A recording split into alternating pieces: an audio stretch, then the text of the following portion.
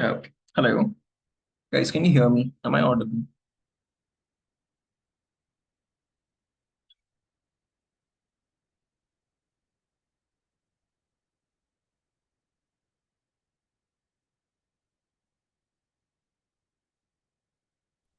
Yes, you're audible.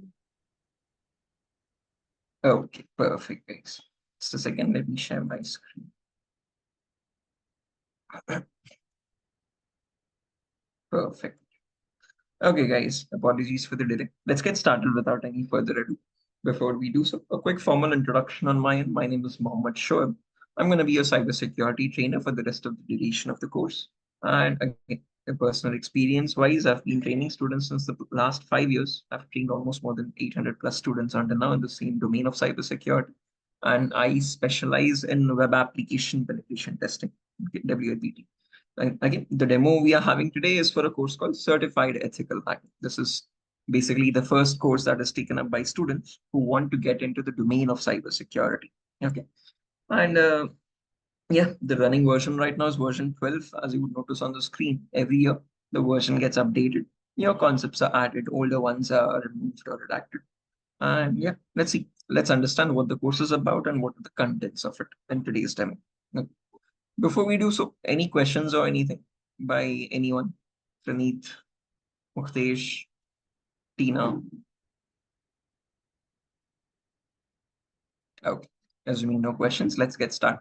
So we'll go with the definitions of this hacking and ethical hacking first, guys, because again, a lot of students have a misconception that hacking and ethical hacking are one and the same thing. Okay. And therefore, that is what prevents them from joining this domain because they assume that this is something which is illegal. Okay. So when you talk about hacking, basically, this is the procedure of trying to gain access to information systems.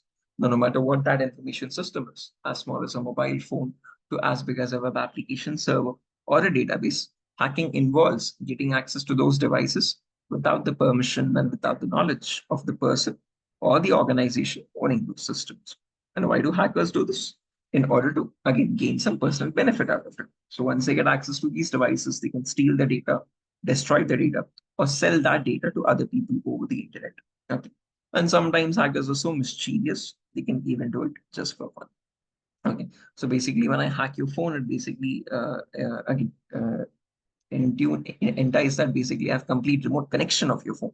I can actually access all the data on your phone. I can actually delete the data from your phone, or I can copy paste that to someone else as well. Okay, send it to someone else as well without your knowledge or without your permission. Now, if hacking is such a malicious task or a criminal activity, why do we have a course called ethical hacking? And how is this getting ethical in the first place? How is this getting legal in the first place?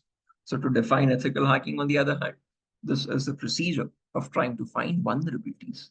So, this term called vulnerability is something we'll keep coming across multiple times in the upcoming days as well. To define it, it's a loophole, it's a flaw or a weakness in the security of the application. Okay. So, what hackers do is they take advantage of those loopholes. They exploit those loopholes and get access to the systems.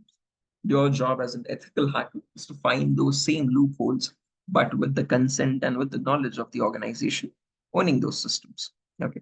And once you do so, you report those vulnerabilities back to the organization so that they can patch it up. Once the security update or patch is applied, there's no more loophole to attack on, and thereby you're protecting the organization from any further cyber threats or harm. So in ethical hacking, you're trying to protect the system by finding the loopholes first and reporting it to the organization so that they can safeguard the architecture of their entire network. Okay. Now, depending on these two definitions of hacking and ethical hacking, we can categorize the types of hackers as well. There's three broad categories. There's someone known as a white hat hacker, a gray hat hacker, and then a black hat hacker. To define each of these, a black hat hacker is also commonly known as a cyber criminal, someone who performs hacking for his own benefit or for fun without asking for consent. Then you have a gray hat hacker. I'll come to this in a bit. Let's talk about white hat hackers first. Okay. Your white hat hackers, on the other end, are the law abiding citizens, I would say, who again follow all the laws and policies of the organization and work for securing the organization infrastructure. And therefore, they're also commonly known as ethical hackers or cyber security professionals. And in between, there's a third category called gray hat hackers. Now, these people have both the qualities of white hat as well as black hat. Like a white hat hacker, Definitely. Oh, sorry. Firstly, like a black hat hacker, they want to ask for permission first. So once they try finding a vulnerability, they do this without seeking any permission. But once they do find the vulnerability, like a white hat hacker, they report it back. But there's a minor catch here. They won't do it for free. They do it in return for a bounty. A bounty is like a financial reward they expect in return for reporting that vulnerability. So therefore, these gray hat hackers work both offensively and defensively at various times, and hence they're also commonly known as bug bounty hunters, hunting for bugs in return for a bounty. Okay. Now, no matter what category of a hacker you take, whether it be a black hat hacker, a gray hat hacker, or a white hat hacker, they perform hacking or ethical hacking in a certain procedure. And that procedure is commonly known as cyber kill chain. Some organizations also refer to it as hacking cycle. It's one and the same. To define it, the procedure that hackers follow in order to perform a successful cyber attack, and the same knowledge of this procedure, which allows cybersecurity professionals as well to understand these same attacks, to detect them at an early stage and prevent them at every level, is called as cyber kill chain. Okay. So frankly speaking, the procedure is pretty similar to attack or to defend the systems as well. Okay. And both of them collectively are called as cyber kill chain itself. Okay. Used by both hackers and ethical hackers. Hackers use it to attack the target system.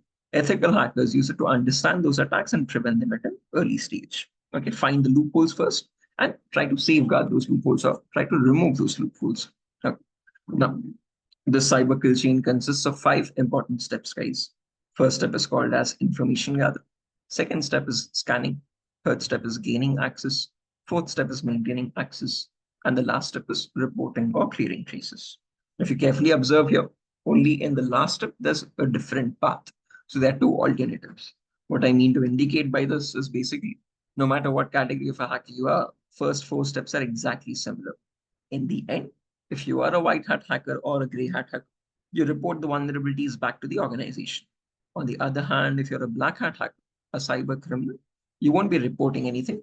You remove the evidences of your actions, okay, so that you are not traceable.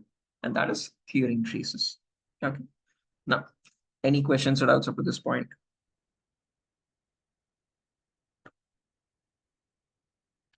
Praneeth, Muktesh, Ina.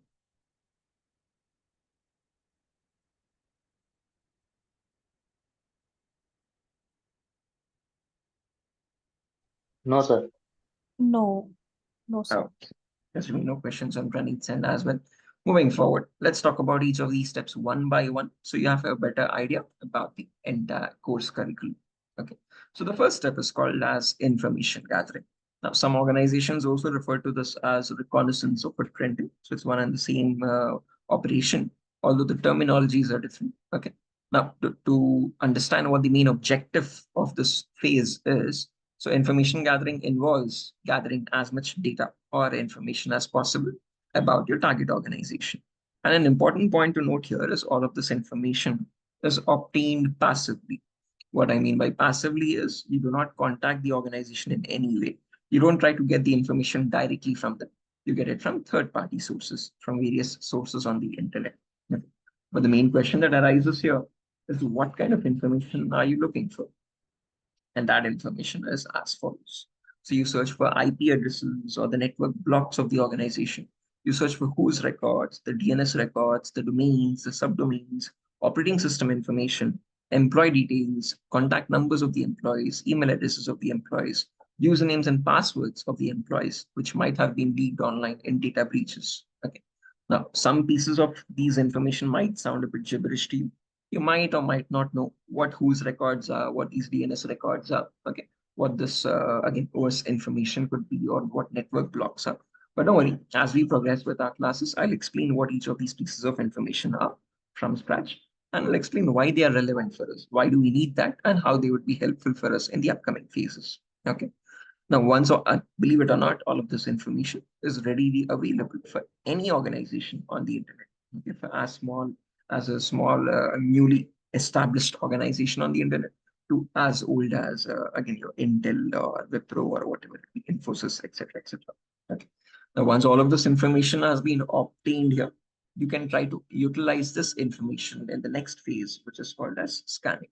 So scanning, which is also referred to as enumeration, is basically where you get some extra data, but by making active and aggressive connections. So whatever data you obtained in the earlier phase, IP addresses, domains and subdomains, email addresses, etc. Now you make active connections on them. You make direct contact with the servers of the organization with those IPs and all, and you get some extra data. And to understand what that data is, I can break down scanning in three parts. There's something called as network scanning and port scanning and vulnerability scanning. In network scanning, we find all the active devices in the network. So in the organization, how many servers do they have? How many routers do they have? How many firewalls do they have? How many various kinds of again, how many FTP servers they might have? How many DNS servers they might be running? Okay, so basically getting a network topology of their entire internal infrastructure. Once you know what devices are active in their network, on those devices, you check out what ports are open. Okay, so ports are basically the entry and exit point for data or services. Okay, so you figure out what services are running on their systems, what applications are they using on their devices. Okay, in the port scanning technique. And finally, you perform vulnerability scanning to figure out if any of those services or any of those applications they're using are vulnerable to any attacks. If there's any misconfigurations on them, or if there's any loopholes in the source code of those services, we figure that out in the vulnerability scanning part. Okay. So during this module, we'll be using two very important tools. One of them is called as Nmap. Oh, just a second. Let me open up my browser. Yeah. So we use a tool called Nmap here. This is a tool used for network scanning and port scanning. Been there since a very long time, since 1997, apparently. Okay. And then there's one more tool called Tenable Nessus, used in a lot of organizations and quite an expensive tool as well. So we scroll down. This is the official website for it, tenable.com. And here, if you scroll down and click on buy, you can see it's around $7,000 or so. Okay. But don't worry, luckily there's an alternative for this. We don't have to make any payment. We have trial versions to run this tool. Okay, and with that trial, we can completely understand how to use this tool in an organization efficiently to perform vulnerability scanning with it. Okay. The reason I'm showing you all this is just to give you a glimpse on the tools we'll use practically hands-on, guys. So again, this course is a very practically implemented course, no theory nonsense. Okay, this is just a demo to give you a brief idea on what the course is about. So therefore, it's a bit theoretical. Okay. But again, in the upcoming sessions, we'll be working on a lot of tools, and we'll be learning a lot of techniques through these tools itself. Okay. We work on tools like Nmap, we work on tools like Nessus, then we work on Wireshark, we work on Burpsuit, we work on another tool called Metasploit Framework for penetration testing. Okay, so these are the commonly asked tools in job descriptions for cybersecurity job roles. And we'll be practically working on all of these tools in the upcoming sessions. Okay. Now, moving on, after all of this has been done, after you know what loopholes exist on the system, the next phase is nothing but attacking the system on those loopholes. And that is called as gaining access. Excuse me. Now, this is the phase where the real hacking occurs. Whatever vulnerabilities were found in the earlier phases, now you try to gain access to the target system or the application or the entire network through those vulnerabilities. Okay. One of the biggest concepts, I would say, contains a huge variety of modules here. Again, it might not be possible to explain about all of them right now. But again, let me just give you a brief overview. Okay. Yeah, Metasploit framework, Mukesh, definitely. And again, as mentioned, firstly, when you talk about gaining access module, we talk about system hacking, guys. In this module, we try to understand how do hackers try to crack or bypass your system passwords. So if you have your locked system right in front of you, and if a hacker gets access to that physical device, how can he basically bypass the lock? How can he crack your passwords, or even without entering the password, how does he access your data is what we learn in system hacking. And again, we also learn the preventive methods as well. So there are certain precautionary measures you can take to stop those attacks. So in every attack I mentioned, we learn the attack method and the defense method as well. When we talk about malwares, malicious softwares, we learn what the categories of malwares are. How do you attack with these malwares? How do you defend your system from these malwares? And how do you detect them if they are secretly or again, without your knowledge, hidden, installed in your system? So how do you find them out if they are actually malwares infecting your system, okay, without your knowledge? Then comes network penetration testing, where we learn what are the commonly known network attacks. Attacks like sniffing attack, man in the middle attack, denial of service attacks. or hacking Wi-Fi routers, cracking the password for Wi-Fi routers. All this falls under network penetration testing. Okay. Now, some attacks might seem a bit gibberish to you right now. You might not know what they are. You can do some research on that later. But these are the most commonly known attacks that occur in a local network.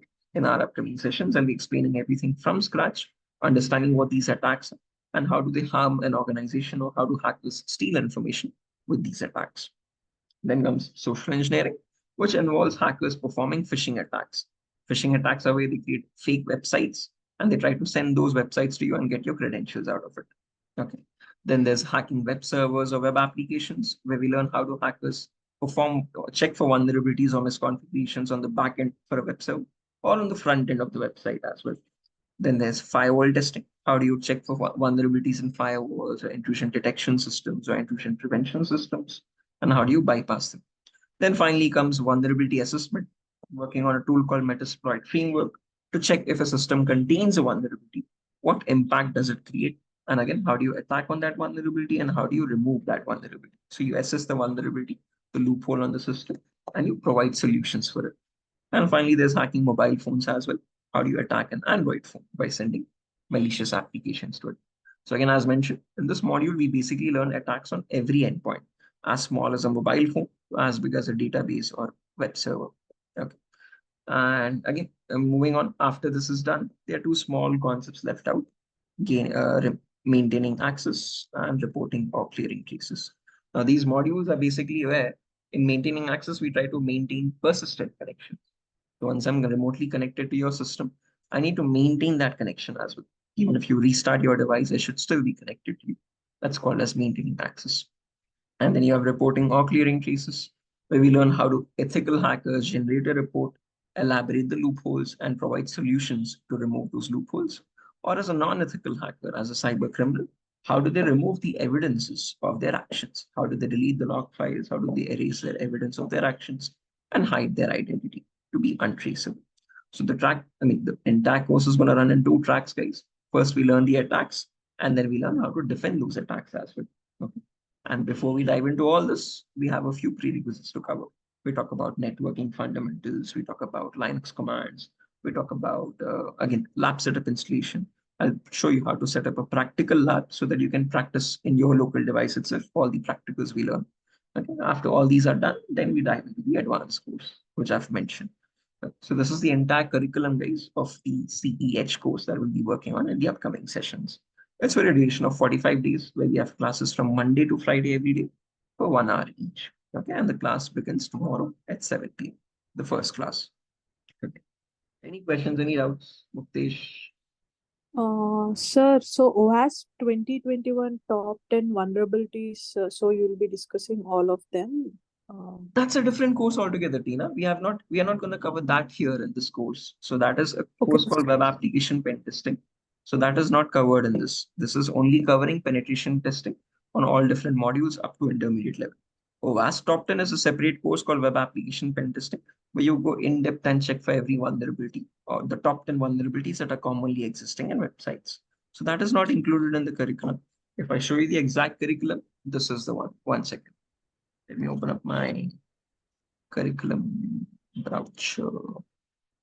Yeah, here's the curriculum.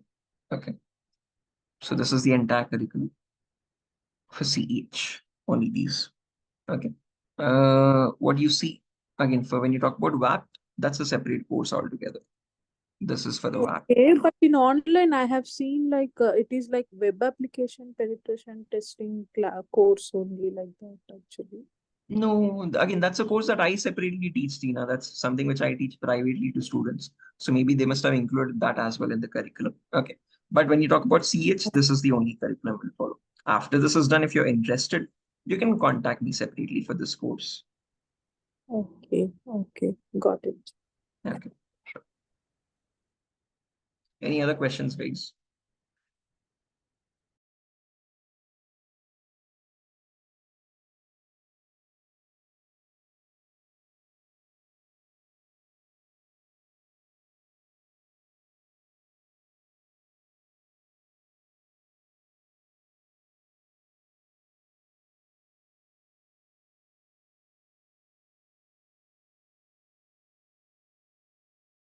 Any other questions, guys? No, you don't require any coding language for this course, Muktish. There's some part of coding involved in malware attacks, but I'll explain that coding part myself for that certain topic. Other than that, nothing else required.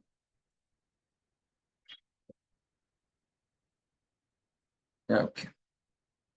Assuming there's no questions, guys, we'll connect back tomorrow at the same time where we talk about the first topic, which is networking basics. What are IP addresses? What are different categories of IP addresses? What are some important networking protocols? DHCP, DNS, etc., etc. Okay. So yeah, that's that. Nothing further. We can exit the session here and connect back tomorrow at the same time. Bye bye. Thank you.